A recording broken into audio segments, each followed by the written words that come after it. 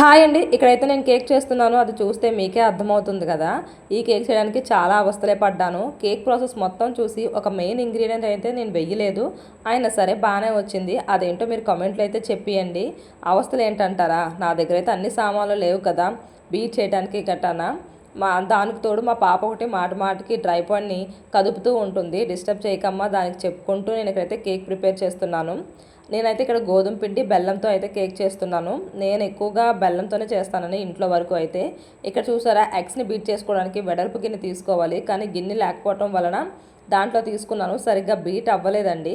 బెల్లం కూడా సరిగ్గా మెల్ట్ అవ్వలేదు. దానికోసం మా పాప దగ్గర అది కలుపుతుంది కదా, దాన్ని తీసుకొని కూడా కలిపాను.